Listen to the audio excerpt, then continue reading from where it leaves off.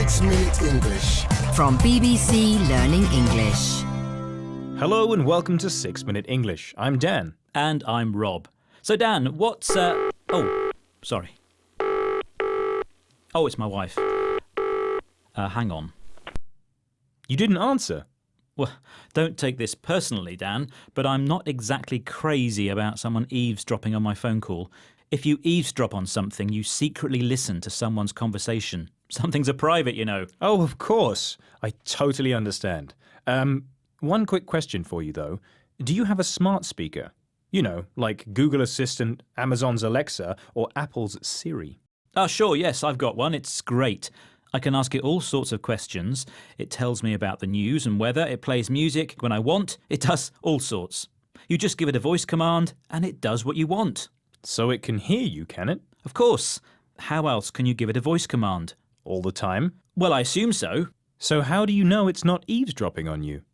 Well, I see. I hadn't thought of that.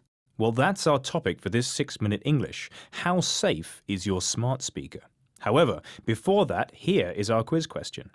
By what percentage the number of smart speakers used in US households increased from December 2017 to December 2018? Is it A, around 40%, B, around 60%, or C, around 80%? Oh, well, I know they are very popular, even in my household, so I'm going to go for C, around 80%. Well, we'll find out if you're right later in the programme. So, smart speakers and privacy. Florian Schaub is an assistant professor at the University of Michigan School of Information. Here he is speaking on the BBC World Service programme The Y Factor about smart speakers. What does he say people are introducing into their homes? You're basically introducing listening bug in your home, in your most intimate space. While the companies say they only actively listen to what's going on in your home when they hear the keyword, the microphone is still on the whole time in order to be able to detect that keyword. We don't know to what extent companies are cooperating with the government or to what extent the government might try to circumvent companies' security mechanisms in order to then be able to listen to what you're doing. So what did he say people are introducing, Rob? He basically said we're introducing a listening bug. Now, a bug is a small electronic device used for secretly listening to conversations, much like a spy would use. Yes, and he mentioned it was in our most intimate space. Intimate means private and personal. Well, I can't think of anywhere more intimate than my home. Indeed. He also said that the smart speaker's microphone is on the whole time, even though the companies insist that they're only actively listening when the keyword is said.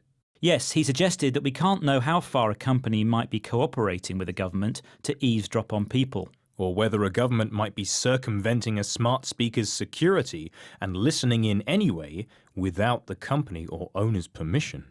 Circumvent means cleverly bypass or go round. So, if all this eavesdropping is possible, why are smart speakers so popular? Good question. And here's Florian Schaub again with an answer.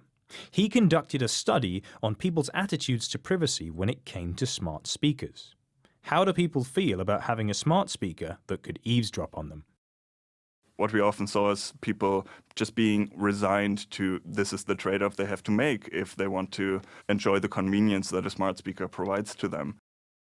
He said that people are resigned to the privacy trade-off. If you're resigned to something, you accept something unpleasant that can't be changed. Yes, and a trade-off is a compromise. You accept something bad to also receive something good. So people accept that a smart speaker gives them advantages, even though there could be downsides. Yes. In the grand scheme of things, the data that these devices hear is probably not that significant considering all the data companies have about us already anyway. So can I have the answer to the quiz then? Of course. Earlier, I asked by what percentage the number of smart speakers used in US households increased from December 2017 to December 2018. Was it A, around 40%, B, around 60%, or C, around 80%? What did you say, Rob? I said C, around 80%. And you are right. Hey. The answer is around 80%, from 66 million in December 2017 to 118 million in December 2018, and around 10 million people in the UK now use one too. I guess they're not worried about eavesdropping. Nice slide into the vocabulary there, Dan.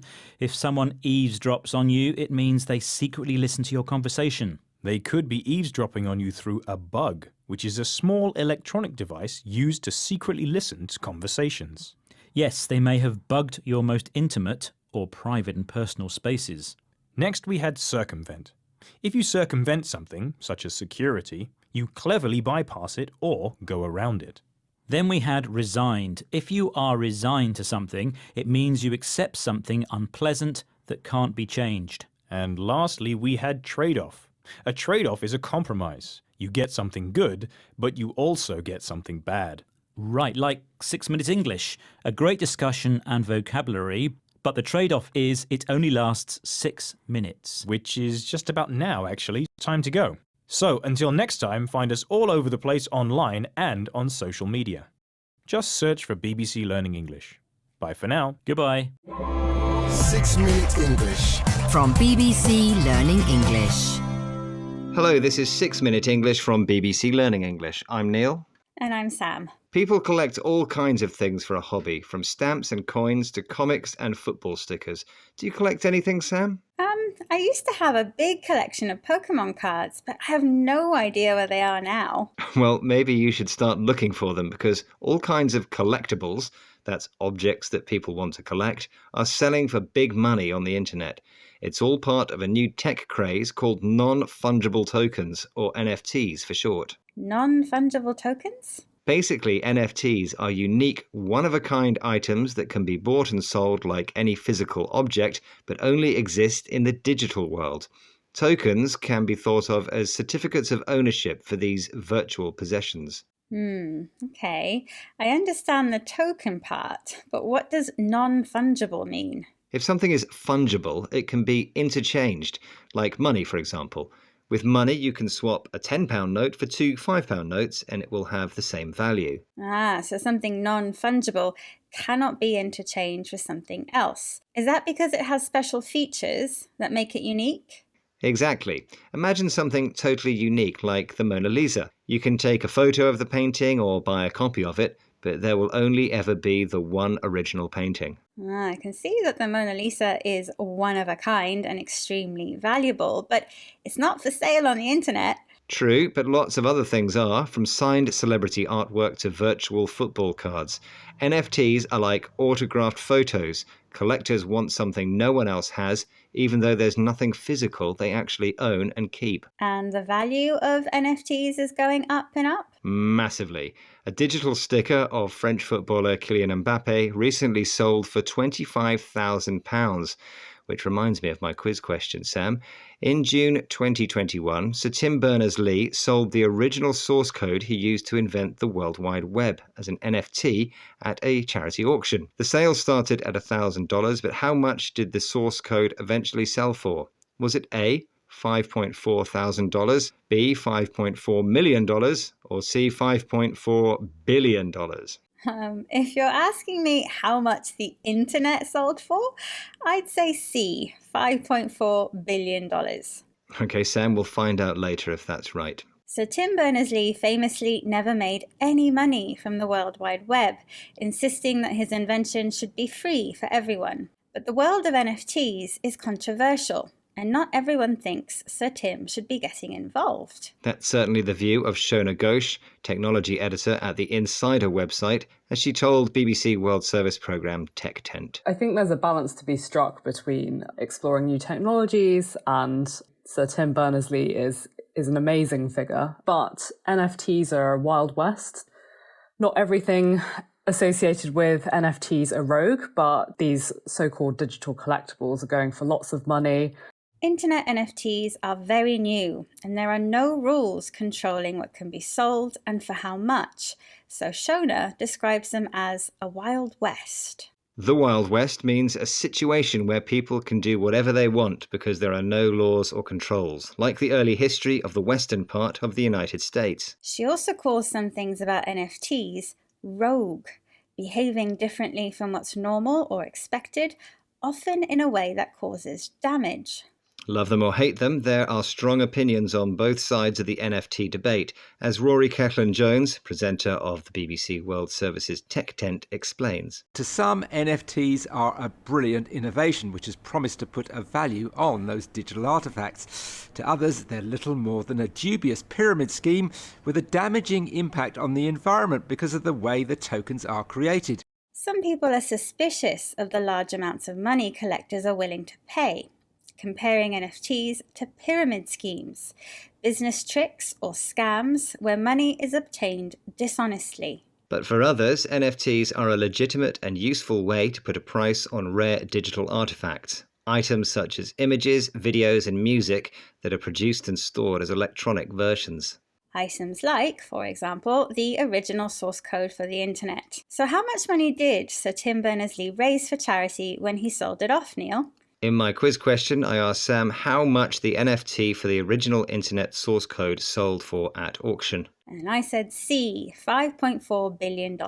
You were wrong. In fact, it was less, $5.4 million, but still far too expensive for me to collect. Now I'm wondering how much my Pokemon card collection would sell for. If only I could find it. Well, while you look for your collection, Sam, let's recap the vocabulary from this programme all about NFTs, which are digital artefacts or items that are produced and stored as electronic versions. NFTs are virtual collectibles, desirable objects that people search for and collect. And they are non-fungible, meaning they have special and unique characteristics that cannot be interchanged with anything else. If something is rogue, it behaves in a different way from what's normal or expected, often causing damage. The Wild West describes a chaotic situation without laws or controls. And finally, a pyramid scheme is a business scam where money is gained dishonestly. If you'd like to know more about non-fungible tokens, Bitcoin and other trending internet topics, there's plenty to find on the BBC website. And for more interesting conversation and useful vocabulary, remember to join us again soon here at 6 Minute English. Bye for now. Bye. 6 Minute English. From BBC Learning English. Welcome to 6 Minute English, the programme where we explore an interesting topic and bring you 6 items of useful vocabulary. I'm Catherine. And I'm Rob. I have a question for you, Rob. How would you feel about having therapy from a robot? Oh, I'm not too sure about that. You'll need to tell me more. But first things first, the word therapy refers to a kind of treatment that helps someone feel better, including treatment for mental health issues. Someone who delivers therapy is called a therapist. We'll find out more about this robot therapist in just a moment. But first, Rob, I've got a question for you about the scale of mental health issues globally. So, roughly, how many people do you think experience mental health issues at some point during their lifetime? Is it A, 1 in 10 people, B, 1 in 4, or C, 1 in 3? I'll go for 1 in 4, but I know whichever answer is right, it's a big issue. How might a robot therapist help? We're not talking about a robot in the Star Wars sense. Oh. So there's no flashing lights and mechanical arms, Rob.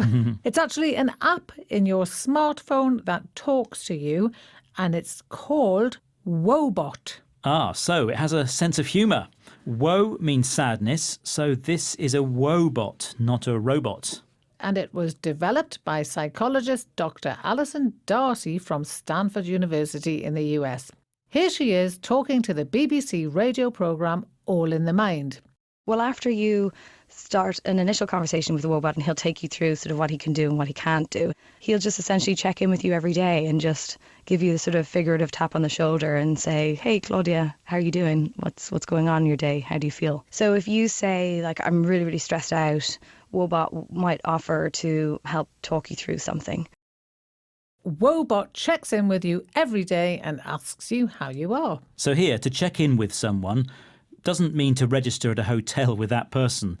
It's an informal way of saying you talk to someone in order to report or find out information. And this usage is more common in the United States.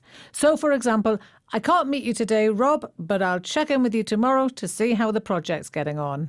So, this robot checks in with you every day. It tracks your mood and talks to you about your emotions using a technique called cognitive behavioural therapy. Cognitive behavioural therapy is a common therapeutic technique that helps people deal with problems by changing the way they think. That all sounds great, but does Woebot actually work? They've done some trials which show that it can be more effective than simply reading information about mental health. But they haven't compared Woebot to a real therapist due to ethical concerns. Yes, it could be unethical to deny a real patient access to a human therapist for the sake of a trial. Ethical basically means morally right. And another concern is privacy. People who use apps like this are not protected by strong privacy laws. Despite these fears, digital therapy is booming, and Woebot is just one of an increasing number of electronic services.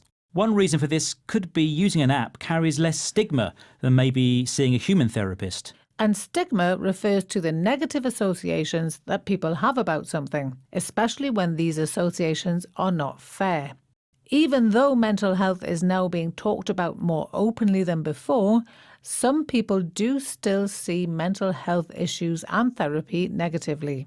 Whatever you think of robot therapy, Dr. Darcy believes that in the modern world, people need to self-reflect more, which means thinking deeply about yourself in order to understand the reasons behind your feelings.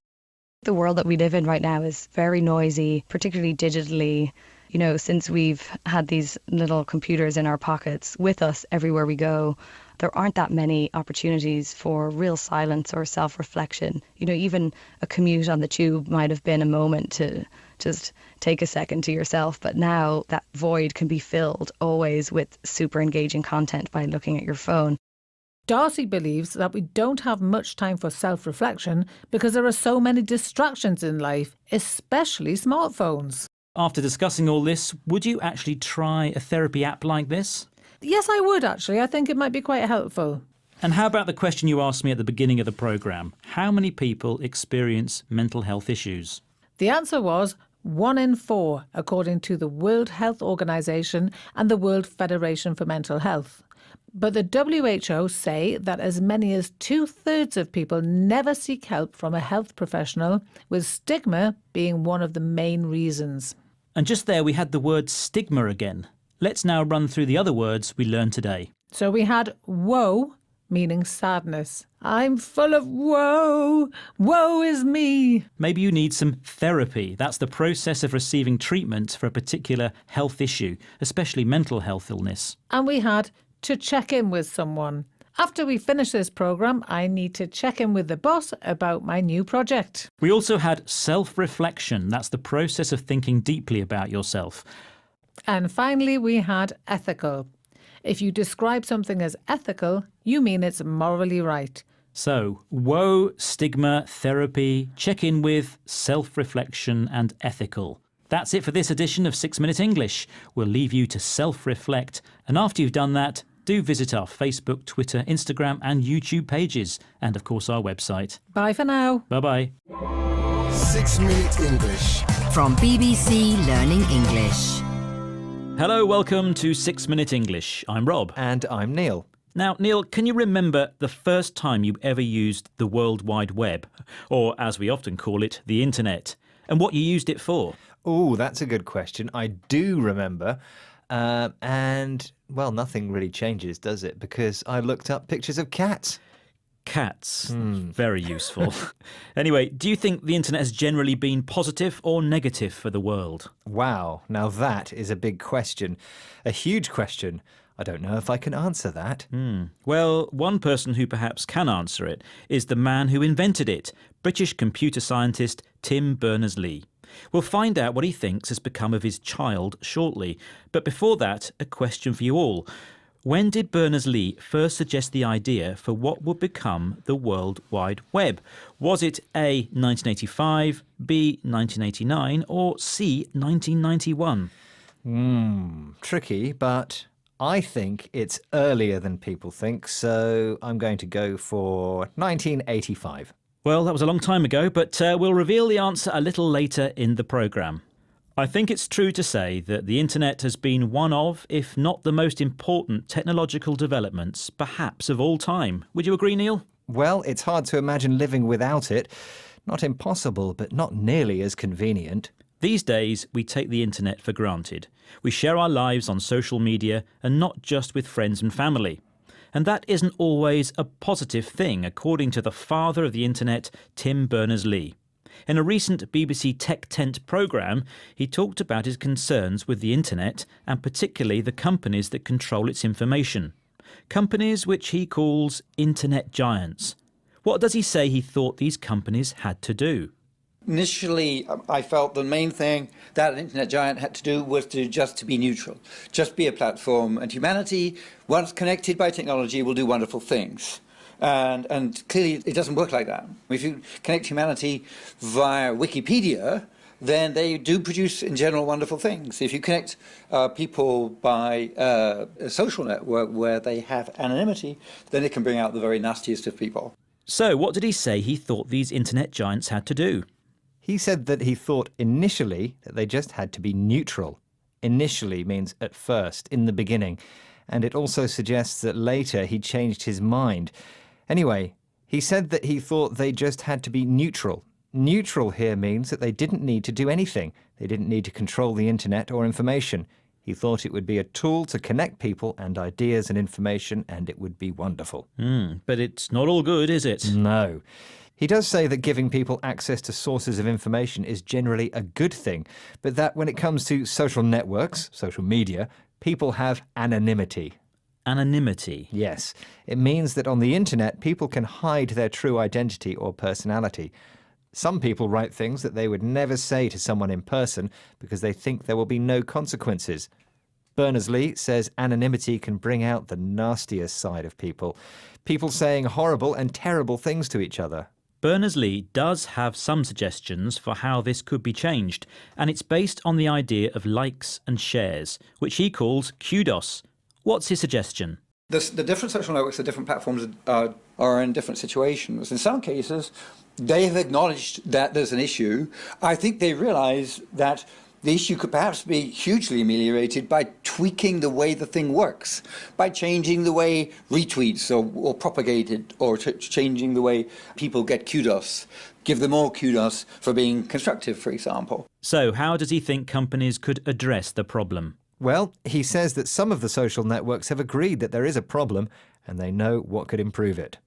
He didn't use the word improve, though, did he? No, he actually used the rather formal verb ameliorate, which means to improve or make something better. So how does he suggest the problem could be ameliorated? By tweaking the way in which people give or receive kudos. Tweaking means making a small change to the way something works. Much of what happens on the internet is driven by our desire to get likes and shares. This is the kudos that Berners-Lee talks about. He feels that tweaking this could lead to a better experience. For example, getting more kudos for constructive or positive actions. Interesting.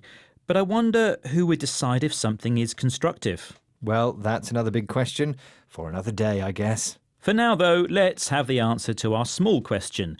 In what year did Berners-Lee present the idea for what would become the World Wide Web? The options were A, 1985, B, 1989, or C, 1991. It was, in fact, 1989. Now, before we go, let's have a quick recap of today's vocabulary. Initially means at first, in the beginning. And then we had neutral. In this case, it meant not controlling or not taking any action to control. Then there was the noun anonymity, which is the state of having a hidden identity or personality. Next, to ameliorate a situation is to make it better. To tweak something is to make a small change to the way something works. And then we have, of course, kudos. Kudos is praise and appreciation for something you've done. Well, kudos to you, Rob, for today's programme. Thank you very much. Well, thank you, Neil, and thank you everyone for listening. That's all we have time for today. But you can find us on Facebook, Twitter, Instagram and YouTube, and of course our website, bbclearningenglish.com. Bye for now. Thanks for joining us and goodbye. 6 Minute English. From BBC Learning English. Hello, this is 6 Minute English and I'm Rob. And I'm Neil. Today we're talking about buttons. Yes, buttons. Buttons are what we have on our clothes to fasten them, but the word is also used for things we push to make things happen. Things like your bedside alarm, radio, toaster, kettle. We press hundreds of buttons every week without thinking about it. Not everyone likes buttons, though. Particularly the ones we have on our clothes. It's a recognised phobia. What is this fear called? Is it A. buttonophobia, B. kumpunophobia, or C. coulrophobia? Any ideas, Neil? I think I've got a fear of pronouncing these words. I've got no idea what the answer is. I think buttonophobia is much too obvious, so it's one of the others. Or is it? It's a hard one. Well, I'll have the answer later in the programme. Thinking Aloud is a BBC Radio 4 programme which covers a range of interesting topics. Recently, they featured a discussion about buttons and how important they are to everyday life. Stephen Connor, Professor of English at the University of Cambridge, was on the programme and he talked about the appeal of buttons.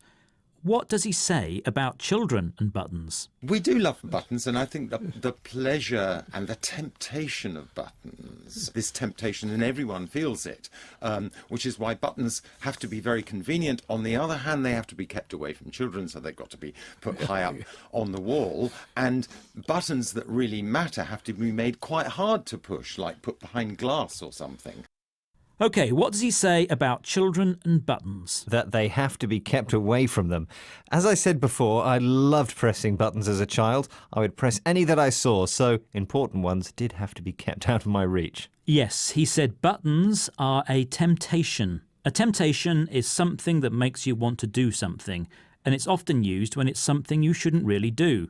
So buttons that lead to potentially dangerous or serious consequences, like a fire alarm, need to be protected, maybe behind glass, so temptation doesn't get the better of us. But many buttons have a useful, practical purpose in everyday life, like calling a lift. So these buttons have to be easy to use without difficulty. The adjective for this is convenient. These everyday buttons have to be convenient. Professor Connor goes on to say a bit more about why buttons are so appealing. What's his opinion? You know what I think? I think it's down to the fidgeting instinct of very digital or manual creatures. I think we want to fidget with things and adjust them. We want to make them slightly better. We want to I guess it's the grooming instinct in apes. So then, why can't we resist buttons? Because as humans, we have a fidgeting instinct. We can't stay still for very long. We need to move around a lot because we are very digital creatures. The use of digital, though, is nothing to do with modern online technology, is it? No, a digit is a finger or toe. So we are digital creatures. We have fingers and we like to use them. And one thing other digital creatures do, creatures like apes, is grooming. That is, they use their hands to clean the body hair of other apes. They look through the hair for insects and bugs and pull them out and eat them. But we can also use the word grooming for humans. Someone who is well groomed, for example, is neat and tidy, clean and well presented. Here's Professor Connor again. You know what I think? I think it's down to the fidgeting instinct of very digital or manual creatures. I think we want to fidget with things and adjust them. We want to make them slightly better. We want to I guess it's the grooming instinct in apes. Before we wrap up, time to get the answer to this week's question. Some people have a fear of buttons. It's a recognised phobia. But what's it called? Is it A. buttonophobia, B. kumpunophobia, or C. coulrophobia? And Neil, you said... Well, I didn't, but I don't think it can be buttonophobia. That would be too easy. And I think coulrophobia is a fear of clowns. So I'm going for the other one, kumpunophobia. That is right. Buttonophobia is a made-up word, and as you said, coulrophobia is a fear of clowns. Right, now let's review today's vocabulary. We've been talking about buttons. These can be small round things we use to fasten our clothes or the things that we push to make something happen. Buttons can be a temptation. We see one, we want to push it. So a temptation is something that makes us want to do something we know we shouldn't. And then we had the adjective convenient. Something that's convenient is easy to use without difficulty. For example, the buttons to call a lift are at a very convenient height. They can be reached easily. Professor Connor went on to talk about our fidgeting instinct. As humans, we love to fidget. We like to keep moving around. We can't stay still for very long, and we love to do stuff with our hands. The professor talked about us being digital creatures, which means creatures with fingers. A digit is another word for a finger or toe. And finally, we had grooming. This is the habit of making ourselves look nice by cleaning, washing and doing our hair. It's something some animals, such as apes, do for each other. Well, the button here in the studio is flashing, which tells me it's time to wrap up for today. Do join us next time, and if you can't wait, you can always find us on Instagram, Facebook, Twitter, YouTube, our app, and of course on our website, bbclearningenglish.com. Bye-bye for now. Bye. 6 Minute English. From BBC Learning English.